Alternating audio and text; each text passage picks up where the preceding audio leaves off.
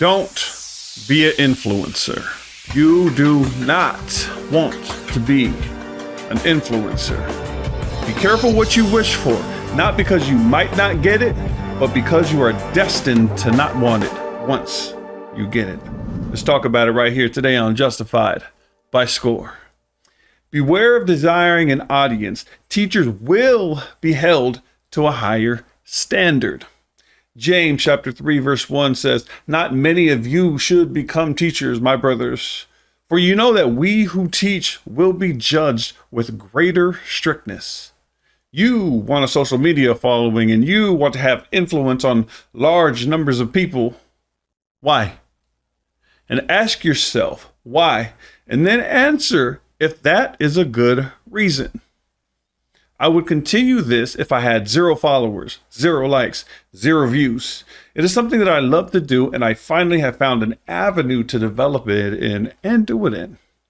My hopes and desires is that at least one person will learn something from the things that I have been through, and then they will, in like fashion, pass it on to someone else.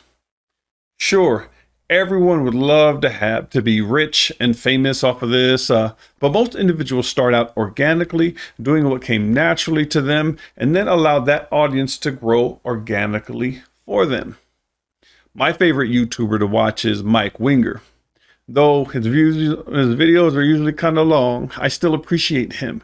But he himself even started out organically, doing what came natural to him, and his following grew just from that.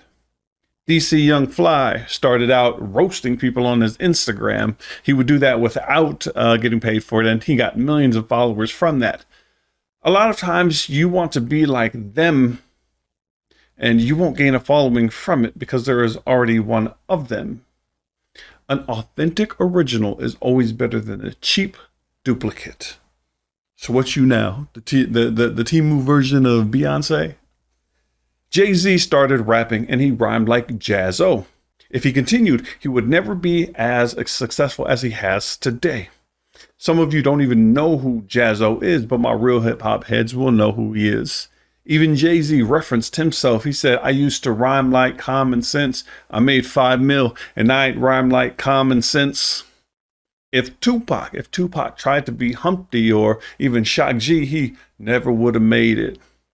If Pitbull didn't stick to his vision when people told him he should be a certain way or be like someone else, he never would have made it and been the global icon that he has become today.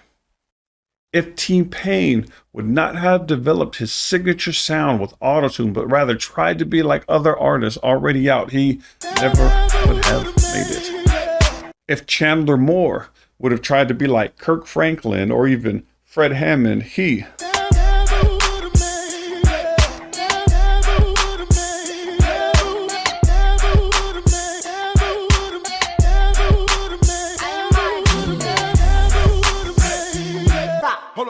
Again, it is always better to be an authentic original rather than a cheap copy.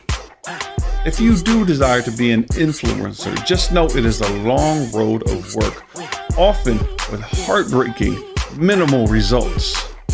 Another downside to it is you will be disappointed in who supports you. Prepare yourself for disappointment.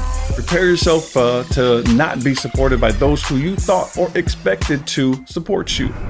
Do not expect anyone to support you. No one has to. Yes, it would be nice, but the reality is strangers will support you far quicker than the people that you know will. And that's okay.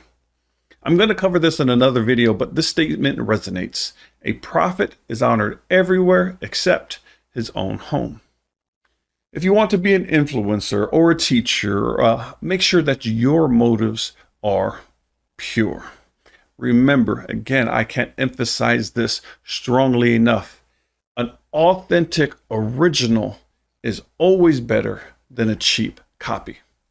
This has been another episode of Justified by Score. I hope you appreciate it. I hope you learned something from this and you take something from this and apply it to your life to better your life. And remember and keep in mind that it is better to be an authentic original than a cheap copy.